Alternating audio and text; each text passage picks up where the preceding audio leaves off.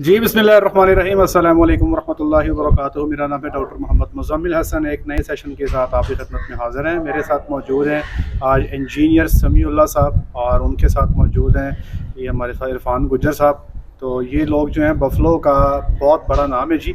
इरफान गुज्जर साहब बहुत बड़े बफलो ब्रीडर हैं और समीउल्लाह साहब जो हैं ये general secretary buffalo breeder association Punjab Pakistan का इनका ओहदा है जी इनके पास। आज हमारे पास मौजूद हैं ये दो शख्सियात। हम इनसे पूछेंगे कि जजमेंट के दौरान या बुल सिलेक्शन के दौरान कौन कौन से पॉइंट्स हैं जिनको देखा जाता है। तो ये अवेयरनेस सेशन है हमारा आज। ये हमारी हेल्प करेंगे कि झोटे की सिलेक्शन के लिए कौन कौन से जो पॉइंट्स हैं उनको मद्देनज़र रखना चाहिए। जी सर। बिस्मिल्लाहिर्रहमानिर्रहीम।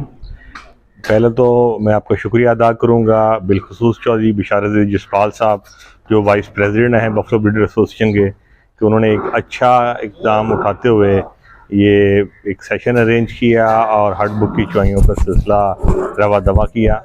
और मैं अब आता हूँ आपके सवाल की तरफ। तो जो ब्यूटी के हवाले से जजमेंट है इस पे जामिया बुक तो आ चुकी है। Doctor Sajjad Khan vice chancellor Cholistan university ने इसको राइट किया है बफलो ब्रीडर एसोसिएशन के तावन के साथ। उनकी आरा को, उनकी जजेस पैनल की आरा को उसमें शामिल किया गया है। वो एक जामिया बुक है कुछ 101 सफ़ात की, जिसमें हर पहलू पर रोशनी डाली गई है। मोटी मोटी चंद बातें मैं थोड़े मुख्तसर वक्त में बयान करने की कोशिश करूँगा। ये पीछे जानवर खड़े हैं, इनको अगर आप मद्देनजर रख के ये साथ साथ एक्सप्लेन कर दें। हाँ, मैं समझता हूँ इस पे बात की जा सकती है। किसी एक बुल की तरफ हम चलते हैं। ये खड़ा है, किसी पे ले जाएं जो आप समझते हैं।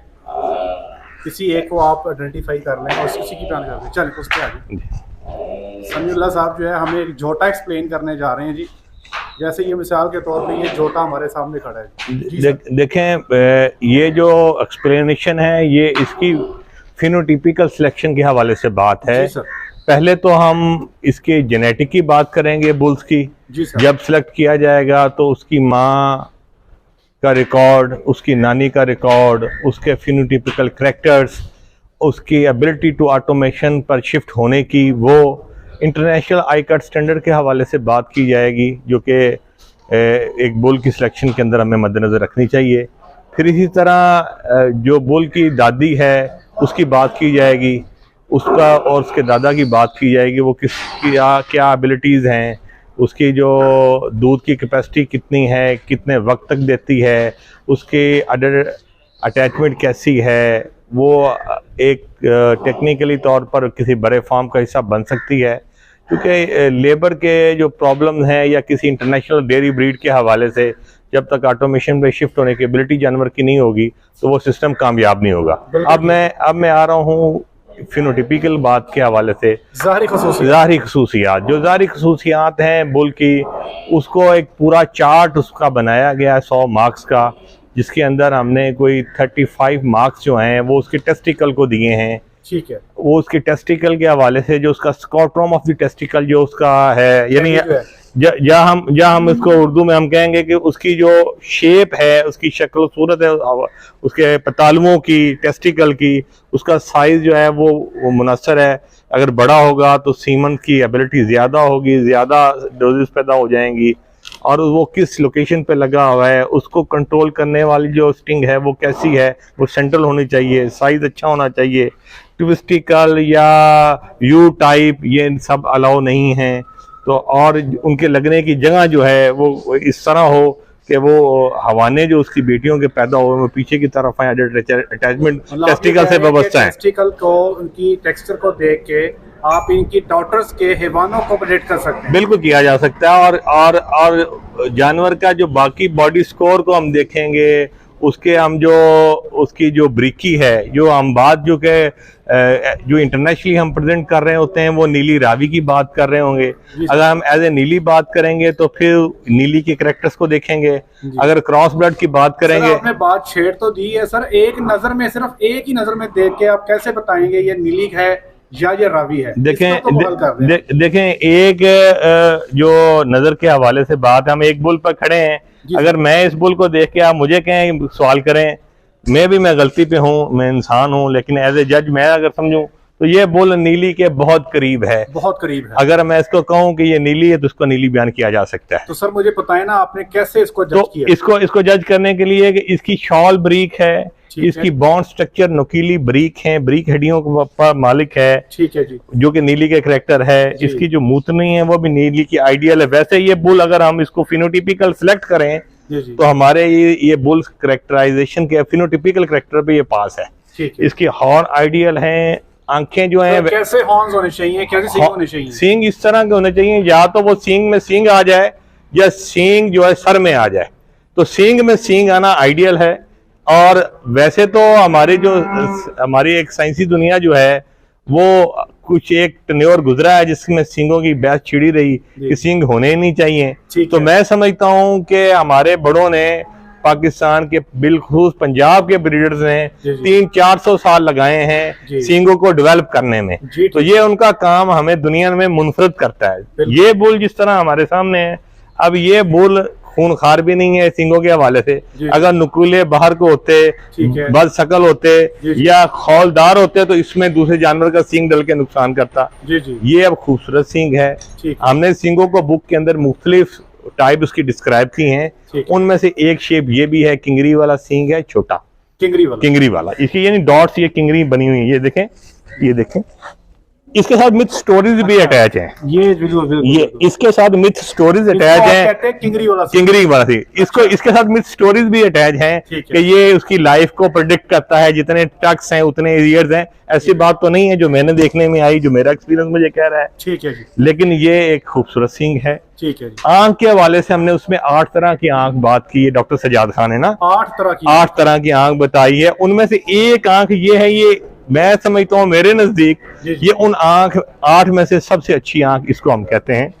वैसे तो इसके मार्क्स इतने नहीं हैं कि किसी बुल की सिलेक्शन को रिजेक्ट और सिलेक्ट पे ले जाए। आंखों के इतने नंबर नहीं है, इतने नहीं है कि इसको रिजेक्ट और सिलेक्ट पे ले जाए। लेकिन अगर वेटेज के हवाले से 2 बुल्स, क्योंकि जब हम किसी रिंग के अंदर सिलेक्शन कर रहे होते हैं, बल्कि ये इस प्लेटफॉर्म से ये मैं क्लियर करना चाहूंगा कि वो जो बुल है जिसको हम नॉमिनेट करते हैं उस रिंग का, वो दुनिया का खूबसूरत बुल नहीं होता, वो उस रिंग में से है, रिंग का खूबसूरत बुल, वो विद इन दी बुल।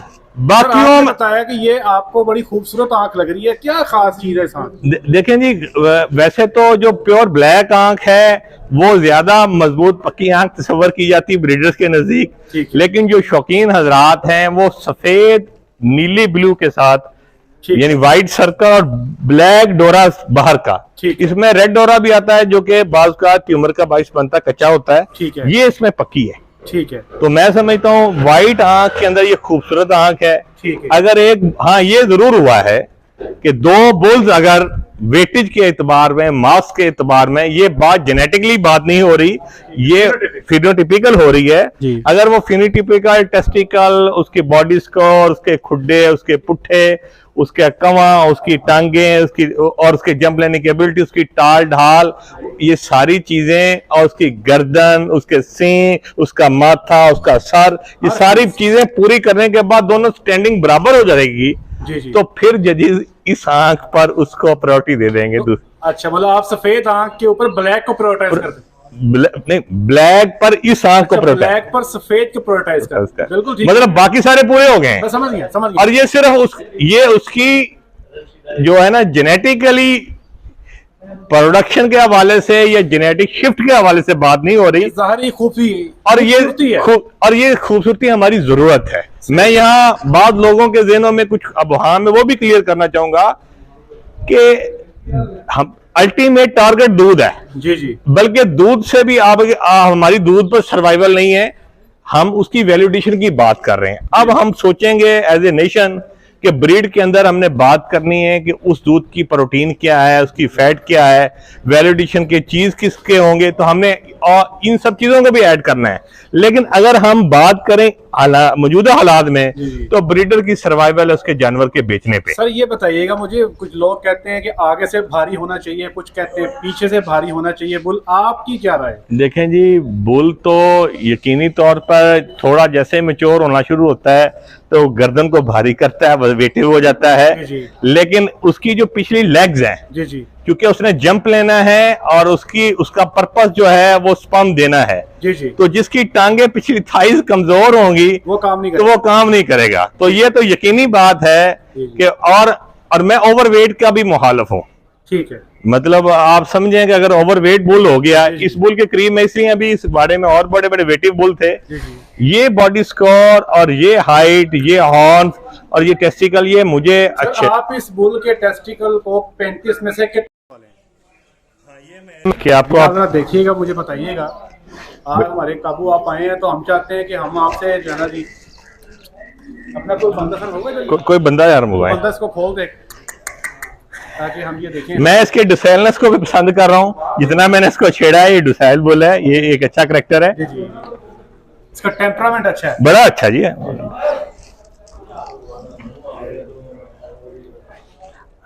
जी ये देखिए, ये जो मेरे साथ खड़ा है इसका टेम्परामेंट बिल्कुल ही फारग है। जी सर, आप बताइएगा। लेकिन उसके टेस्टिकल इससे बहुत अच्छे हैं, इसके टेस्टिकल ज्यादा अच्छे हैं। आप कह रहे हैं ये डोसाइल होना है, लेकिन उसके टेस्टिकल ज्यादा अच्छे हैं। आप नंबर देना, कितने नंबर देते हैं? हाँ जी, मैं इन टेस्टिकल को समझता हूँ कि ये 35 से 30 मार्क्स लेने के काबिल है। ये आपने 35 में से 30 मार्क्स जो हैं इसके टेस्टिकल। हाँ, वो इस बुल को निकाल के ना बेटे इसको चलाओ जरा।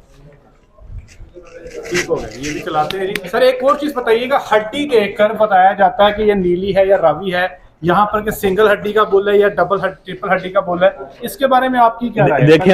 देखिए मैं डॉक्टर साहब आपकी इस बात से को अपने सामीन और जो देखने वाले हैं उनको ये गुजारिश करूंगा, एक हड्डी हमारे ब्रीडर्स के नजदीक पसंद की जाती है, ठीक है, और 3 हड्डी से उसको प्रायोरिटी दी जाती है, लेकिन 3 हड्डी जो है ये उसकी प्रोडक्शन पे कोई इफेक्ट नहीं डालती। तो अगर ब्रीड स्पेसिफाई करना हो कि 3 हड्डियां जो हैं, 3 हड्डी जो है वो नीली रावी में भी है, नीली में भी है और रावी के जानवरों में भी है। तो इसलिए मैं इसको किसी ब्रीड के साथ इस बात आप इस हड्डी की बुनियाद पर नीली को रावी से फर्क नहीं कर सकते। मैं ये फर्क बताएं ऐसा जिसको देख के फौरी बताया जा सके कि इस एनिमल में ये जो जानवर है ये नीली के ज्यादा नजदीक है या रावी के ज्यादा। मैंने गुजारिश की कि जो रावी ब्रीड्स की हड्डियां हैं, तमाम हड्डियां जी जी, वो डाकों की हैं, वो कमे की हैं, या उसकी सेंट्रल हड्डी है जी जी, या उसके खुड्डे हैं, या उसका बाकी स्ट्रक्चर है, वो सारा ही मोटा होगा और जो जानवर भी ढलका सा होगा, हैवी वेट होगा। ठीक है।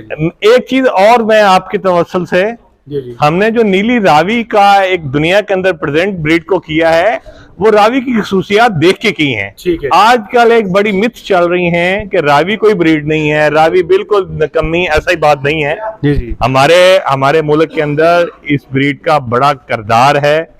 रावी ब्रीड जो है वो हमारे, चूंकि अभी तक हमने डेयरी और मीट ब्रीड को बफलो के अंदर सेपरेट नहीं किया। सर जैसे मैं आपकी बात काट रहा हूँ, एक ब्रीड में आपको नाम लेता हूँ जी, फ्लैक भी एक ब्रीड है सर।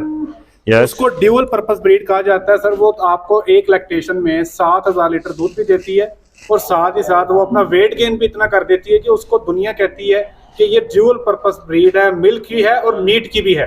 तो बफलो को आप किधर फॉल करते हैं? ये भी तो माशाल्लाह 900 केजी तक वेट ले जाती है। जी, मैं समझता हूँ कि ये हम बहुत से शोबों के अंदर दुनिया से पीछे हैं, टेक्नोलॉजी के हवाले से, माशियत के हवाले से जी। लेकिन खुशकिस्मती हमारी ये है कि बफलो हमें हमारी माशियत का, मैं तो इस प्लेटफॉर्म से भी कहूँगा, अपने अवाने बाला और वीरू को हमेशा पैगाम देता हूँ, खुदारा अपने इंजन को इंजन की जगह पे लगाएं।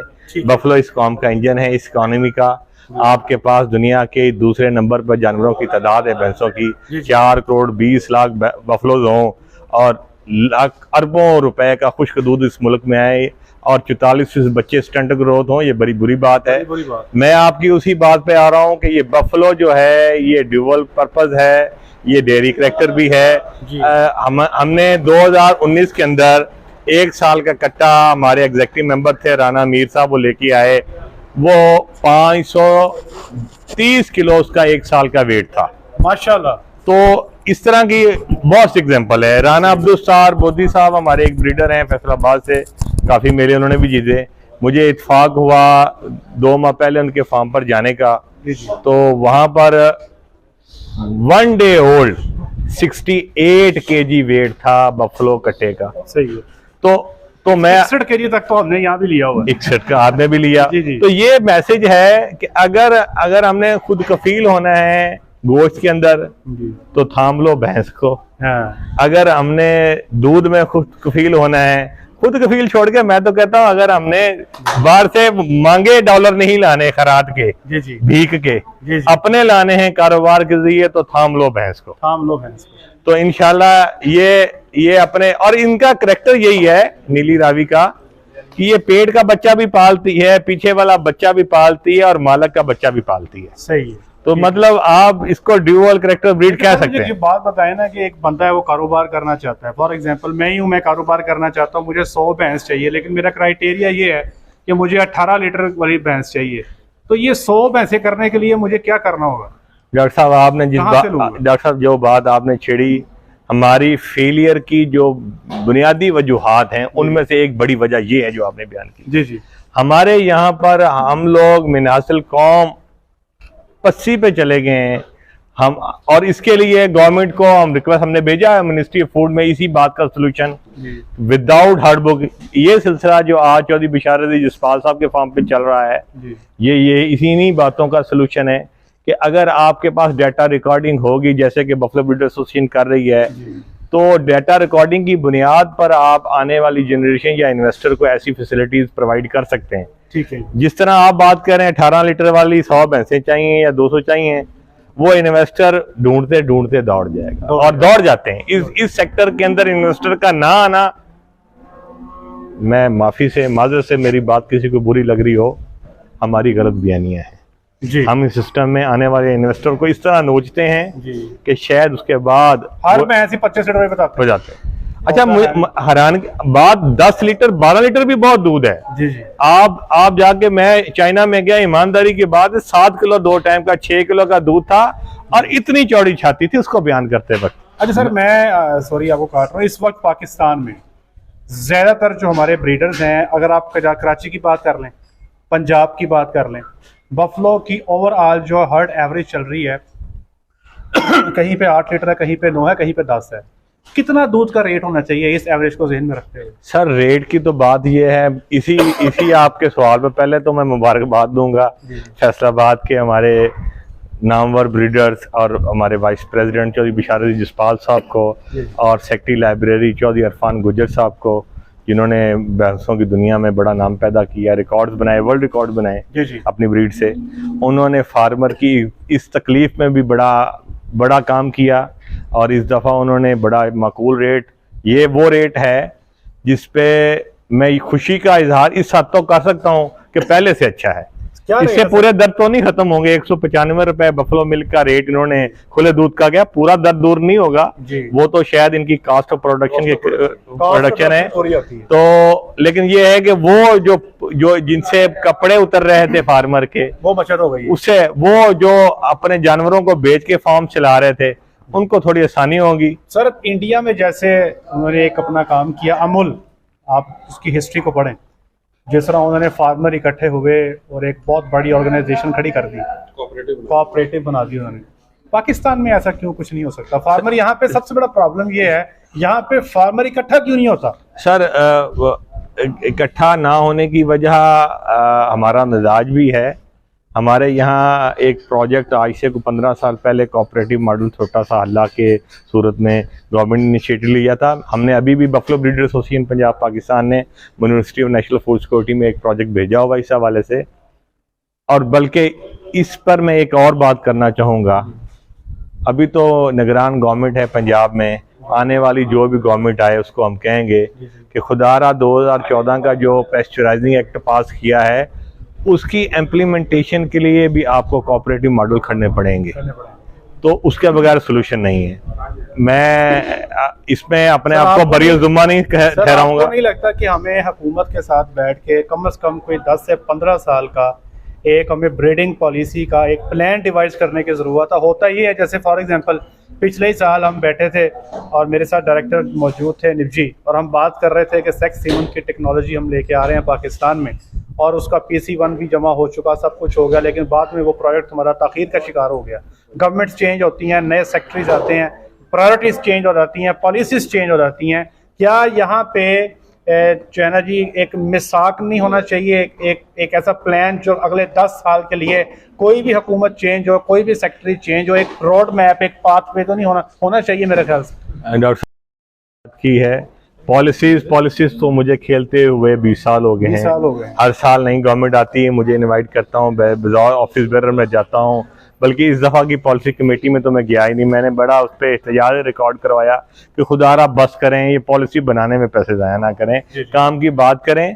बल्कि मैं नाम ज़ाहिर नहीं करूँगा, मेरे साबका सालों में डिफरेंट सेक्रेटरी लाइफस्टॉक पंजाब से बात हुई, तो गवर्नमेंट की प्रायोरिटी होती है कि ये हमारे जो टेन्योर के अंदर क्या है, हमारा वोट बैंक बढ़ाएगा ये प्रोजेक्ट। तो जो जेनेटिक इंप्रूवमेंट की बात है वो तो एक डेकेड के बाद से शुरू होनी है ना, ऐसा ही है। तो इस पे हमें सबको बैठना होगा, तमाम स्टेक होल्डर्स को भी और गवर्नमेंट को भी, अगर हम अपने आप से मुखलिस हैं। अच्छा सर, मुझे बताएं ज़रा, मैं तकरीबन मिल्क कॉम्पिटिशन्स में तो अल्लाह का शुक्र है ऐसे कोई इश्यूज़ नहीं होते। जो आपके कॉम्पिटिशन्स होते हैं ना, ब्यूटी के कॉम्पिटिशन, जिसमें आपका बफलो का भी है, मिल्किंग एनिमल का भी है, जोटी का भी है, आपका बुल्स का मिल्क कॉम्पिटिशन, ब्यूटी कॉम्पिटिशन भी है। अक्सर औक़ात देखने में आता है कि वहाँ पर लोग आपस में भिड़ने लग जाते हैं, लड़ाई हो जाती है, लोग मसाइल का शिकार हो जाते हैं कि जी मेरा सोना है, मेरी सोनी है, इस तरह के, मतलब लोग कहते हैं कि बायसनेस कहीं आ गई है। मैं ये चाहता हूँ कि कोई ऐसा सिनेरियो नहीं हो सकता, जैसे आप जजेस हैं, 3 या 4 या 5 जजेस जो हैं वो पूरे रिंग में एनिमल्स को देखते हैं, तो आप जैसे बता रहे हैं कि 35 नंबर टेस्टिकल्स के हैं, तो आप नंबर अलॉट करें, हर एनिमल को टोटल मार्क्स दिए जाएं, 5 जजेस के मार्क्स को जमा करने के बाद देखा जाए कि कौन सा एनिमल जो है जो टॉप लिस्ट पे टॉप मार्क्स के साथ आ रहा है, और वहाँ पे एक बाकायदा लिस्ट जारी हो कि 15 बुल्स ने हिस्सा लिया और ये टॉप वाले के इतने नंबर थे, सबसे लोएस्ट वाले के इतने नंबर थे और उसकी ये वजह थी। तो इससे मुझे लगता है कि हमें कुछ सीखने का मौका भी मिलेगा, बजाय इसके कि हम सिर्फ ये कहते रहने कि यार ये देखो ना सोना लगता है। मतलब मेरा ख्याल है जी, मेरा एक सजेशन है मेरी। डॉक्टर साहब, मैं आपके पहले से तो इत्तेफाक करूंगा और दूसरे पे मेरा थोड़ा सा लेटर से इख्तलाफ भी है। सर प्लीज, मैं गुजारिश करूंगा कि ये जो ना वहाँ के झगड़े जो आप बता रहे हैं, इख्तलाफ की बात कर रहे हैं, ये हमारा घरों का डिप्रेशन है। ठीक है। हमारे फार्मिंग के घाटे हैं, हमारी वो जो परेशानी है ना, हमें वो, और दूसरी बात है मिनासिल कौम, हमें हमारा मिजाज नहीं डेवलप, जो जिनसे हमारा मुकाबला है। मैं बात यहाँ मुकाबले से मुराद मेरी है जो एक्सोटिक ब्लड की जो एनिमल्स वालों उनकी बात कर रहा हूँ, हॉल्स्टन की बात कर रहा हूँ, उनकी बात कर रहा हूँ। वहाँ एक जज होता है, उसके हाथ में आपने छड़ी थमा दी है, खूबसूरती का उसका म्यार है। ठीक है। अगर आप अपने जज को जज ही नहीं मानते, जैसे कि मैं समझता हूँ कि इससे बड़ी पस्ती क्या होगी। दूसरी बात जो आप बात कर रहे हैं ना, उसको चार्ट की बुनियाद पर, तो 2015 के अंदर बफलो ब्रीडर एसोसिएशन ने प्रॉपर इसका चार्ट डिज़ाइन भी किया, और जैसे 2019 में हमने ये बुक पब्लिश की है। गुजारिश ये है कि जब मैं घर से जानवर लेकर निकलता हूँ तो मुझे वाड़े में वो सोना लगता है। हाँ। मुझे अच्छा लगता है, लेकिन मुझे इस पर भी तैयारी करनी चाहिए ज़हन में कि जो बाकी लेके आए हैं वो भी तो सोना करके लेके आए ना, अपने अपने घरों से जिता के लेके आए हैं। इस चीज को हजम करने की जरूरत है हमें जी। और वहां पर मैं समझता 5 जजेस का पैनल है, सही है। उसमें नामवर साइंटिस्ट होते हैं, पूरे मुल्क के नामवर साइंटिस्ट, और मैं समझता जिन्होंने पूरी जिंदगी लगाई हुई है बफलो के ब्रीडर्स, वो है, और कंसेंसस होता है। ठीक है। मैंने बतौर जज, मैंने 10 साल से मेलों में मैंने पार्टिसिपेट किया है। ठीक है। कभी ऐसा नहीं हुआ आज तक, मैंने नहीं देखा कि मैं रिंग में जज रहा हूँ और वहां पर बड़े है आसानी से जजमेंट आ गई। जजिस का इख्तलाफ हो रहा होता है, उस पे कंसेंसस डेवलप होता है, उसको शॉर्ट लिस्ट करते, एक पोजीशन पे 2 जानवर लगाने पड़ जाते हैं जी जी। लेकिन ऑडियंस जो है उनको, मेरी इस बात से उसका एक मुस्बत पहलू लेना चाहिए। हमें घरों में तैयारी करनी चाहिए, सोचना चाहिए कि हमारे नेगेटिविटी इस जानवर, देखें अल्लाह की बनाई मखलूक है, हमने हाथों से तो बनाई नहीं है, ऐसे ही एक ने ज्यादा काम किया है। हमें एक ब्रीड के अंदर एक का कम आउट गया है, तो अगली सिलेक्शन तो मेरी है कि मैं ऐसा बोल डालूं जिससे अगली मेरी कटियों का कम नीचे हो। बिल्कुल ठीक है। मेरे सर हमारे ऑडियंस को आप ये बता दें कि आप कौवा कहते हैं किसे हैं, क्योंकि कई सारे लोग ना बीच में पठान है, अच्छा उनको पंजाबी नहीं आता। अच्छा, मैं ये जो गर्दन ये जो है ना, ये जानवर का कौवा है, ये वाला, ये इसको कौवा बोलते हैं जी। ठीक है जी, जी सर ठीक हो गया जी। अच्छा तो आपने एक्सप्लेन कर दिया। मैं आपको भी अप्रिशिएट करता हूँ कि आपने जो मेरे पास टूटी फूटी मालूमात थी। जी सर आपने बहुत अच्छी इन्फॉर्मेशन दी। सर एक आखिरी सवाल का मुझे जवाब दे रहे हैं, मैंने आपका बहुत टाइम ले लिया है सर। हर फार्मर के पास ना जी नहीं अवेलेबल ऐसे कट्टे कि यार जिसकी माँ का रिकॉर्ड भी हो या जिसके बाप का रिकॉर्ड भी हो, बड़ा मुश्किल है सर। आप लोग तो ब्रीडर्स हैं, 15-20 ब्रीडर्स आपस में इकट्ठे ऊपर नीचे करते रहते हैं, इसका उसको भेज दिया, उसका उसको भेज दिया। एक आम फार्मर बेचारा वो जब मल्लू मोड़ मंडी में जाता है कट्टा खरीदने के लिए, छोटा खरीदने के लिए, जहाँ पे उसको पता है किसी किस्म की इन्फॉर्मेशन नहीं मिलनी, वो क्या करता है वहां से फोटो खींचता है, वो आपको भेज देता है, मुझे भेज देता है। वो कहता है यार मुझे इसको देख के बता दो, मैं इसको ले लूँ या रहने दूँ। तो जाहिर बात है सबसे पहले तो जीनोटिपिक रिकॉर्ड है, उसकी माँ बाप की परफॉर्मेंस है। अगर वो किसी भी तरह आपको अवेलेबल नहीं है और आपने कहीं ना कहीं से जोटा कर लेना है अपने फार्म के लिए, तो सिर्फ देख कर कुछ पॉइंट्स ऐसे बता दें हमारी ऑडियंस को कि वो कुछ ना कुछ बेहतर जो है ना जोटा अपने फार्म पे लेके। अच्छा मैं ना यहाँ पर आपको गुजारिश करूंगा अपने तमाम सामीन को आपके थ्रू कि खुदारा देखने से ना खरीदें। मैं भी यही कहता हूँ, लेकिन खुदारा कुछ भी हो जाए, इससे बेहतर है तो आप अपने घर वाली किसी हमसाये की भैंस का ना, वो देगी 20-22 लीटर, 14 तो दे देगी। सही है। आप आंखों से देख लें उसकी परफॉर्मेंस। सही है, उसकी परफॉर्मेंस देखें। जोटा सेलेक्ट करना इस फील्ड की कामयाबी भी जोटे के सर पर है और किसी भी ब्रीड पर बुल का मेजर रोल है जी। और दूसरी बात यह है कि आपकी नाकामी भी इसी के साथ। आप 3 साल काम करते हैं और सारा फ्लॉक चला जाए, ऐसे ही। और इसी प्लेटफॉर्म, एक तो मेरे इस मैसेज को पॉजिटिव लें। ब्रीडरों को दरखास्त है कि बुल्स की प्राइस को लोगों के रेंज के अंदर लेके आए। देखें ना सर, मैं 15 लाख का जोटा नहीं ले सकता, रेंज में लाना चाहिए, नरमी करनी चाहिए। मैं समझ सकता हूं उनके मसाइल भी, कास्ट ऑफ जो बुल है उनकी प्रोडक्शन। मैं कहता हूं सर कास्ट ऑफ प्रोडक्शन का 3 गुना ले लें, लेकिन 15 लाख तो फिर भी नहीं बनता। अच्छा वो नॉमिनल होना चाहिए, लेकिन डॉक्टर साहब इस पे उनकी कुछ उनकी मजबूरियां भी हैं। फार्म के एक्सपेंस भी पूरे नहीं हो रहे, दूध पूरा नहीं करते, इन्हीं चीजों से वो मैंने पूरा कर रहे हैं। अच्छा, लेकिन मैं समझता हूं जिस तरह ये बुल्स इकट्ठे किए हैं, मुझे पता लगा है बिशारदी जसपाल साहब इसका सीमन बनाए SPU की तरफ जा रहे हैं। जी। तो ये बड़ा एक अच्छा चीपर वे है छोटे फार्मर के लिए। इस तरह के अच्छे बुल्स जो हैं उनके डोर स्टेप पर सीमन चला जाएगा, ये एक अच्छा स्टेप है जी। इसी तरह लाइफ स्टॉक डिपार्टमेंट काम कर रहा है और ब्रीडर्स काम कर रहे हैं, तो इसके अंदर हमें काम करने की जरूरत है। मैं इस पर भी चौधरी साहब को अप्रिशिएट करता हूँ कि एक्सीलेंट चौधरी साहब, आपने अच्छा स्टेप उठाया है और बाकी दोस्त भी इसमें और भी दोस्त आ रहे हैं। अच्छे बुल्स आने चाहिए और बुल दूसरे फार्मर्स को देने में झिझक नहीं करनी चाहिए, खुले दिल से देना चाहिए।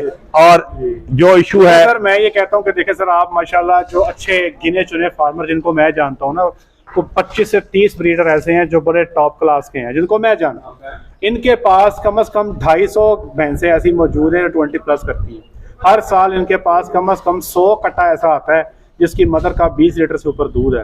तो उनमें से कोई आधे कट्टे जो हैं कोई नॉमिनल प्राइस में मुझे लगता है कि फार्मर को अगर मिल जाएं हर साल, तो हम बफलो को बहुत जल्दी आगे ले जाएंगे। अच्छा डॉक्टर साहब, मैं समझता हूँ कि वो कट्टे सारे के सारे जाते ब्रीडर्स के पास ही हैं। वो आपस में घूमते रहते नहीं, वो आपस में कितने को ले लेंगे, जाते ब्रीडर्स के पास है।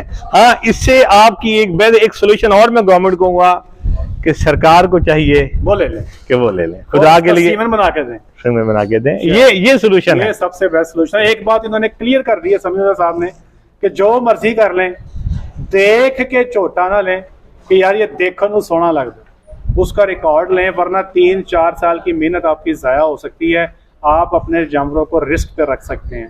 आज के पूरी गुफ्तगू का हासिल यही है कि बफलो पाकिस्तान में बहुत सारे डॉलर्स जो है वो ला सकती है। बफलो में पोटेंशियल मौजूद है। बफलो के ऊपर नीली रावी के हवाले से हमें डिफरेंशिएट कर दिया समीउल्लाह साहब ने।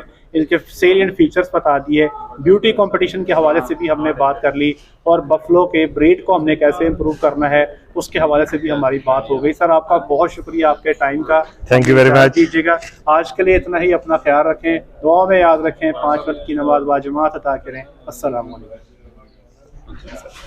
नहीं सर बहुत शुक्रिया। Thank you. वो